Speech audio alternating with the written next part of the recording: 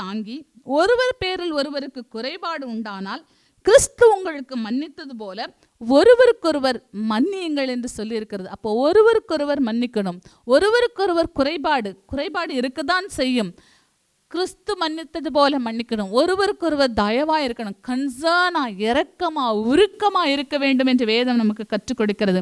ஒரு மன்னிக்க முடியாத தன்மை உங்களுக்குள்ளே இருக்கும் என்று சொன்னால் அது பல சுவர்களை உங்களுக்குள்ளே எழுப்பி பல தேவனுடைய ஆசீர்வாதங்களை உங்களிடத்தில் வராதபடி அது தடுக்கிறது. அந்த மன்னிக்க முடியாத குணத்தில் இருக்கிற சுவர்கள் என்னவென்று பார்த்தால் பழிவாங்கும் எண்ணம் என்கிற மதில் அந்த மன்னிக்க முடியாத சுவருக்கு பின்னால் இருக்கிறது. நமக்கு அநீதி இழைத்தவர்களை எப்படியாவது பழிவாங்க வேண்டும், அவர்களுக்கு பதில் செய்ய வேண்டும் என்கிற ஒரு குரோத எண்ணம் உங்களுக்குள்ளே வளர்ந்து கொண்டே இருக்கும்.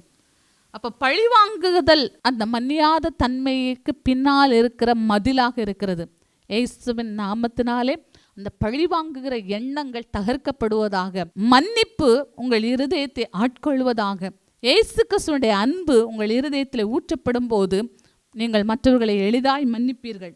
மனக்கசப்பு என்கிற மதில் அங்கே உண்டாகிறது. எனக்கு இப்படி செய்து விட்டார்களே, எனக்கு இப்படி செய்து விட்டார்களே என்று சொல்லி மனக்கசப்பு என்கிற மதில் உங்களுக்குள்ளே இருக்கும் என்று சொன்னால் உங்களால் சந்தோஷமாக இருக்க முடியாது.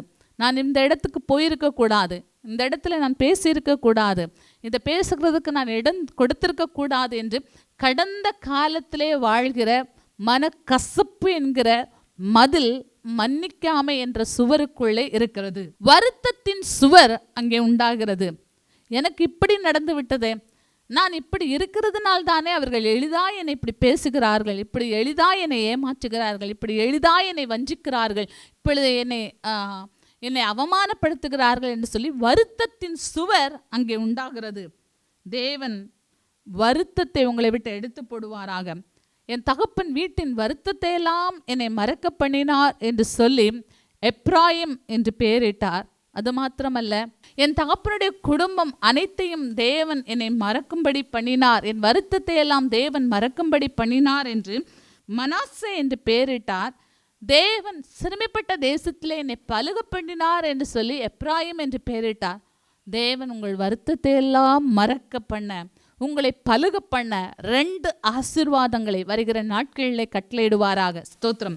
எதிர்க்கும் மதில் மன்னிக்க முடியாத தன்மை உருவாக்குகிற சுவராக இருக்கிறது. அது தேவனுடைய ஆசீர்வாதத்தை எதிர்க்கிறது. நீங்கள் ஒருவரை மன்னிக்காத போது அவருக்கு நீங்கள் தண்டனை கொடுக்கிறது மாத்திரமல்ல, அவர் மேல் நீங்கள் கசப்பு வைத்திருக்கிறது மாத்திரமல்ல, அவரை பழிவாங்க வேண்டும் என்கிற குணத்தை நீங்கள் வளர்த்து கொள்வது மாத்திரமல்ல, உங்களுக்கான ஆசீர்வாதத்தை அது தடுக்கக்கூடியதா இருக்கிறது. துதியின் கோட்டை ஆலயம் புதிய பேருந்து நிலையம் அருகில், திருநெல்வேலி 620007 தமிழ்நாடு, தென்னிந்தியா. இணையதள முகவரி www.fortopriceministries.org.